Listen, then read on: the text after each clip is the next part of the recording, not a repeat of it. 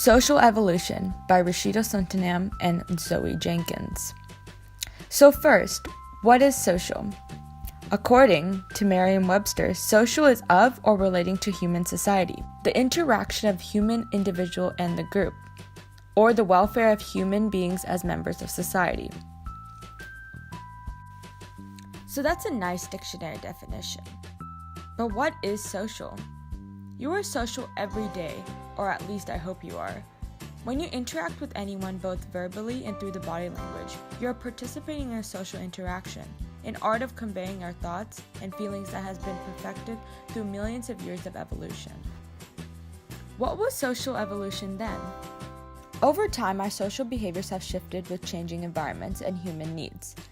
Think back to when we shifted from being solitary nomads to hunting and gathering, and to living in more defined agrarian communities. Each required social adaptations in order to better fit within the group and work together. Why do we cooperate? An interesting facet of human sociability is our natural desire to cooperate with others. This is not something we see in all species. A great example are cuckoo birds, who destroy each other's eggs in order to keep them from having viable offspring. However, throughout history, we have seen numerous species work together to thrive in their environment. Natural selection in humans favored those who were able to work together in a group, seeing as they were to produce more and got along better with members of their community. When did these behaviors arise? Our cooperative behaviors arose in our species when we were hunter and gatherers. According to a recent study by Dr. Catherine Mahavan, our tendency to cooperate appears at the early age of 6 years old. How is this evolutionary beneficial? Back when we were hunter and gatherers, we hunted and gathered in small packs.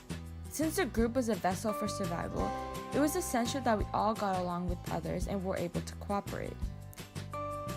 Individuals who did not cooperate or adapt to social norms were socially rejected, left behind, and often died alone.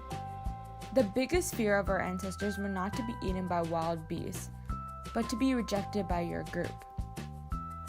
What is pro-social behavior? Pro-social behavior is when we act to benefit others.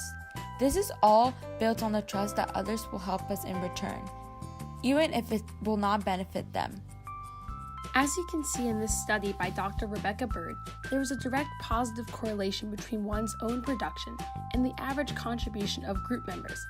This behavior was studied in the Martu hunter-gatherers, in which the most successful hunters were the ones who shared subtly with others.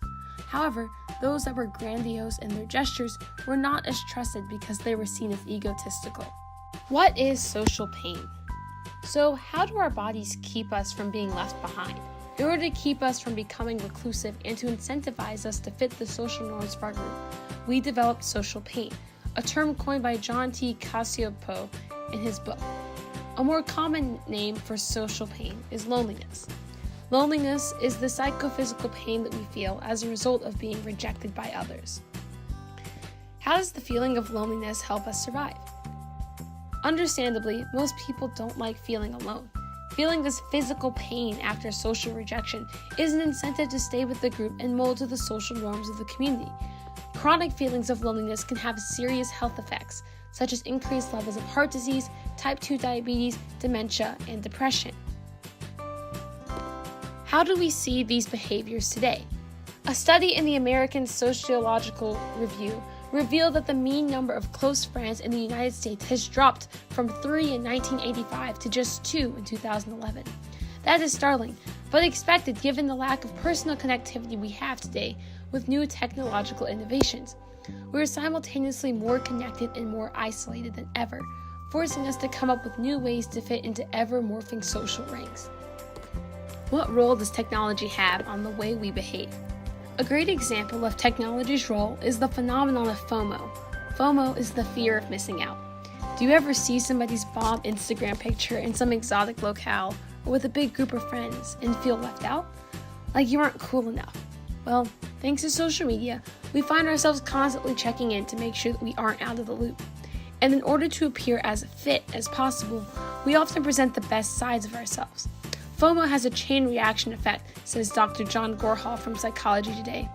In his article, he says, FOMO is a very real feeling that's starting to permeate through our social relationships.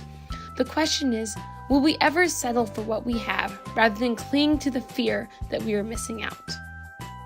In conclusion, we are complicated, very, very complicated. And thus, our species will have to continue to evolve to an ever-changing society.